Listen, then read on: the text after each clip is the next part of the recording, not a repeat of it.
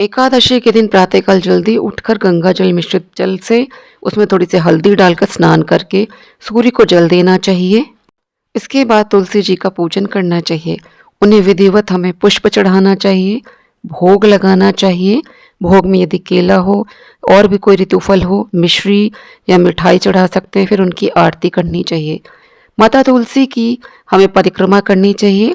ओम नमो भगवते वासुदेवाय मंत्र का जाप करते हुए कम से कम 5, 7, 11 परिक्रमा करनी चाहिए। हमें एक चौकी पर पीला वस्त्र बिछाना चाहिए। उसके ऊपर हमें भगवान विष्णु, माता लक्ष्मी की प्रतिमा रखनी चाहिए। फिर आज की पूजा में क्योंकि तिल का प्रयोग किया जाता है, अक्षत का नहीं, तो हम यहाँ सफ़ेद तिल लेते हैं, उसे अष्टदल कमल बनाते हैं और यहाँ पर कलश की स्थापना करेंगे। ये एकादशी बहुत बड़ी एकादशी मानी जाती है, इसलिए आज के दिन हमें कलश की स्थापना अवश्य करनी चाहिए। हमें किसी भी धातु का कलश लेकर उसमें हमें थोड़ा गंगा जल डालकर शुद्ध जल घट तक भरना चाहिए। कलश के घट पर लाल कपड़ा अवश्य बांधें। फिर इस जल में हमें थोड़ा सा तिल, सुपारी, सिक्का, हल्दी, रोली, पुष्प, इतनी चीज़ें अवश्य डालनी चाहिए। अब हम इस पर पल्लव लगाएंगे। मैंने यहाँ पे 5 पल्लव लिए हैं। आप आम के पत्ते ले सकते हैं। यहाँ मैंने अशोक के पत्ते लिए हैं। उस पर भी हल्दी, रोली, कुमकुम लगाकर फिर मैंने यहाँ पे एक पात्र के ऊपर तिल रखा है। इसके ऊपर मैं दीपक प्रज्वलित करूँगी। यहाँ मैंने दीपक प्रज्वलित कर लिया है, तो हमारा घट यहाँ पर स्थापित हो गया है। अब हमने जो दीपक यहाँ पे प्रज्वलित करा है, इसकी पूजा कर लेनी चाहिए। वैसे तो दीपक बिना जलाए ही उसकी पूजा कर लेनी चाहिए। यहाँ मैंने जला लिया। इसके बाद ही मैं यहाँ पे रोली, कुमकुम, पुष्प आदि अर्पित कर रही हूँ। अब हम कलश में स्थित सारे देवी देवताओं का आवाहन कर रहे हैं, उन्हें पुष्प अर्पित कर रहे हैं, उन्हें रोली, कुमकुम, धूप, दीप सब कुछ दिखाएंगे। अब हम यहाँ रक्षा सूत्र अर्पित करेंगे और जनेऊ अर्पित करेंगे। इसके बाद हम यहाँ पे गणपति जी की स्थापना करेंगे। थोड़ा सा मैंने यहाँ पे तिल रखा है, उस पर गणपति जी को स्थापित करा है, उनका आवाहन करा है, जल से सब जगह शुद्धिकरण करा है। अपने ऊपर भी मैंने जल से शुद्धिकरण कर लिया था, तभी पूजा प्रारंभ करी है। घंटी की पूजा अवश्य करें, इसमें गरुण जी होते हैं। फिर यहाँ हम देखिए रोली लगा रहे हैं। गरुण जी को भी हमने रोली लगाया, माता लक्ष्मी को रोली लगाया है, गणपति जी को हमने यहाँ सिंदूर लगाया है, हल्दी लगाया है। यहाँ देखिए मैं शंख हमेशा रखती हूँ पूजा में, इसमें हमें जल भर के रखना चाहिए। भगवान विष्णु को पीला चंदन लगाया जाता है। कलश में हम रोली लगाएंगे, हल्दी लगाएंगे और यहाँ पे कुमकुम भी लगाएंगे। हम पल्लवों में पहले से सब कुछ लगा के रखते हैं, लेकिन हमें पूजन में फिर से इनमें हर चीज़ लगाना चाहिए। देखिए मैं यहाँ पे फिर से इनको हल्दी, रोली, कुमकुम लगा रही हूँ। अब हम यहाँ पर गणपति जी को सिंदूर अर्पित करेंगे। यहाँ माता लक्ष्मी को मैंने सिंदूर अर्पित करा है। गणेश जी को पीले अक्षत अर्पित करेंगे, इनको रक्षा सूत्र अर्पित करेंगे, पीला जनेऊ चढ़ाएंगे।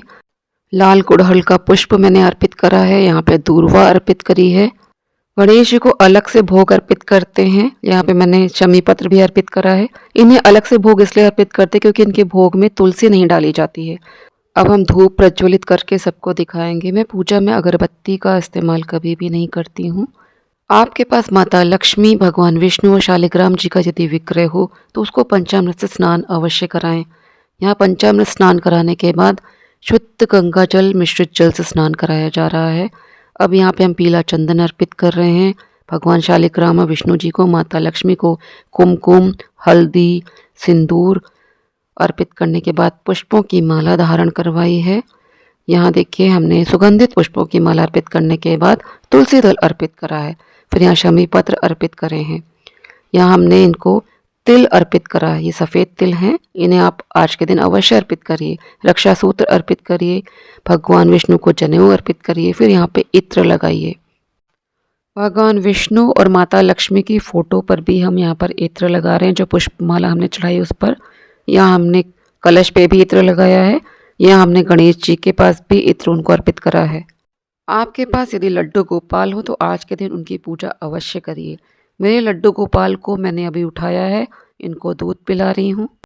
गाय बछड़े की कोई मूर्ति या फोटो हो तो उसका भी आज हमें पूजन करना चाहिए। माँ जी को पंचामृत स्नान कराने के लिए पहले गर्म पानी में मैं उसको नॉर्मल कर रही हूँ। जब ये गुनगुना हो जाता है तभी हमें इससे स्नान कराना चाहिए। देखिए यहाँ गाय, बछड़े और कान्हा जी तीनों को स्नान करवा रही हूँ। ये गाय की जो मूर्ति, इसमें एक बछड़ा भी बना हुआ है, इसे मैं हमेशा कान्हा जी के पास रखती हूँ। अब मैंने कान्हा जी को स्नान करवा लिया, इनको मैं पोंछ रही हूँ। इनको मैंने वस्त्र धारण करवा दिए हैं। आप इनको पीले रंग का आज वस्त्र धारण करवाइए। मेरे लड्डू गोपाल की सारी जो पीली ड्रेसेस थी सब गीली हैं। सर्दियों में इनकी वूलन ड्रेस सूखने में थोड़ा सा टाइम लगता है। एकादशी के दिन तुलसी की मंजरी नहीं तोड़ी जाती है, ये एक दिन पहले ही दशमी के दिन हमने तोड़ के रख ली है और एकादशी के दिन को ऐसे अर्पित की जाती है। यहाँ पे मिश्री और किशमिश का भोग लगाया है। आज के दिन गाय के दूध का भोग भी अवश्य लगाइए। जिस गाय ने अभी भी बछड़े को जन्म दिया हो, यदि उसका दूध मिल जाए भोग के लिए तो सर्वोत्तम होता है। आज के व्रत में व्रती को गाय के दूध का ही सेवन करना चाहिए। अब हम कान्हा की गाय को दूर्वा या घास अर्पित करेंगे। अब यहाँ हम कान्हा को इत्र लगाएंगे। गरुण जी और शंख को भी हम पुष्प अर्पित करेंगे। आज के दिन तुलसी की माला से श्री हरि विष्णु और कृष्ण जी के मंत्रों का जाप करना चाहिए। एकादशी कथा की जो पुस्तक है उसका भी हमें पूजन करना चाहिए।